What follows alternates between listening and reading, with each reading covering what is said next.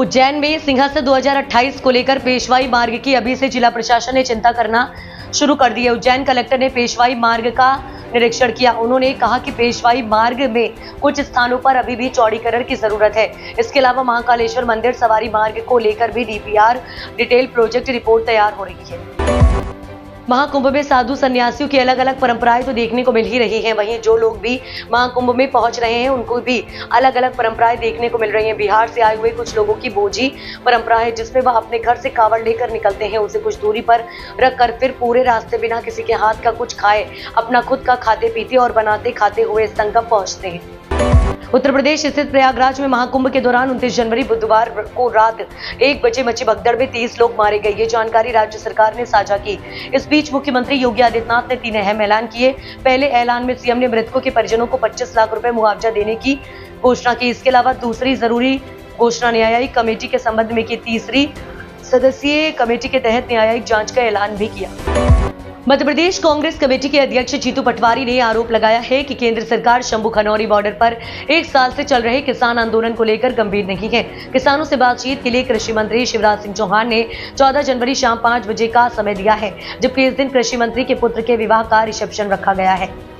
महाकुंभ में मची भगदड़ को लेकर बागेश्वर धाम के प्रमुख धीरेन्द्र कृष्ण शास्त्री ने श्रद्धालुओं से संयम रखने की अपील की है। उन्होंने कहा कि संयम के संगम है। महाकुंभ में मची भगदड़ को लेकर बागेश्वर धाम के प्रमुख धीरेन्द्र कृष्ण शास्त्री ने प्रतिक्रिया दी है। उन्होंने कहा कि मैंने कल रात एक वीडियो संदेश के जरिए अपनी बात लोगों तक पहुंचाई थी और श्रद्धालुओं से आग्रह किया था कि जो जहां है वहीं से स्नान करें।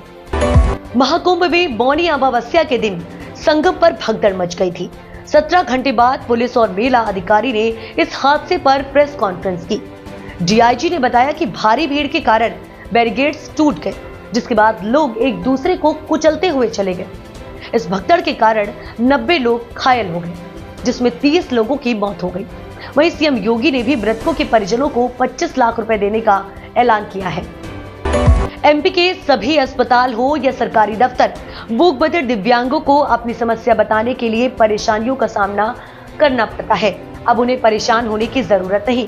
उनके इशारों को कई बार लोग समझ नहीं पाते और मदद नहीं मिल पाती। ऐसे में तकनीक का सदुपयोग करते हुए प्रमुख सरकारी दफ्तरों, अस्पतालों और पुलिस स्टेशनों में QR कोड लगाए जाएंगे। इन्हें स्कैन करते ही मूक बधिरों को लाइव दूरभाषी मिलेगा, जो मूक बधिर की समस्या को सुनकर समझकर लाइव संबंधित अधिकारी कर्मचारी को बताएगा। QR कोड के जरिए इसका समाधान किया जाएगा। अमेरिका की राजधानी वाशिंगटन डीसी में एक यात्री विमान और एक हेलीकॉप्टर टकरा गए। क्रैश के बाद दोनों पोटोमैक नदी में गिर गए। प्लेन में 4 क्रू मेंबर समेत 64 लोग सवार थे। वाशिंगटन के फायर डिपार्टमेंट के मुताबिक घटना स्थानीय समय अनुसार बुधवार रात रोनाल्ड रीगन एयरपोर्ट के पास हुई। हादसा अमेरिकन एयरलाइंस का CRJ 700 बॉम्बार्डियर जेट और अमेरिकी सेना का सिकोर्स्की H-60 हेलीकॉप्टर के बीच हुआ। सेना के अधिकारियों ने मुताबिक हेलीकॉप्टर में 3 लोग सवार थे। फिलहाल एयरपोर्ट पर सभी उड़ानें और लैंडिंग रोक दी गई है। दोनों विमानों का मलबा पोटोमैक नदी में है। पंजाब और हरियाणा के खनौरी बॉर्डर पर किसान नेता जगजीत सिंह डल्लेवाल के अनशन आज 30 जनवरी 66वें दिन भी प्रवेश कर गया है। अब उनकी तबीयत में सुधार हो रहा है। मोर्चे की सफलता के लिए रखे गए अखंड पाठ साहिब के भोग आज डाले जाएंगे। इस मौके पर मोर्चे में बड़ी संख्या में लोगों के पहुंचने की उम्मीद है।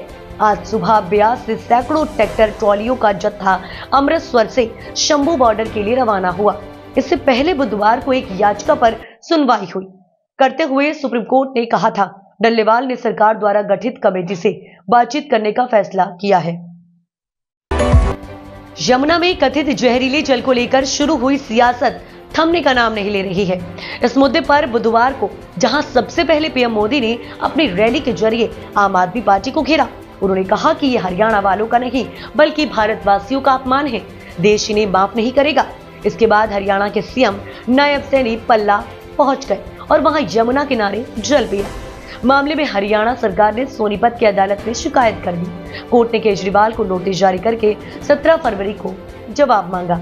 दूसरी तरफ दिल्ली के सीएम आतिशी ने सुबह LG पर निशाना साधते हुए उन्होंने कहा कि वे इस मुद्दे पर भाजपा की स्क्रिप्ट पढ़ना बंद करें। इसके बाद उन्होंने हरियाणा के सीएम को चैलेंज दिया।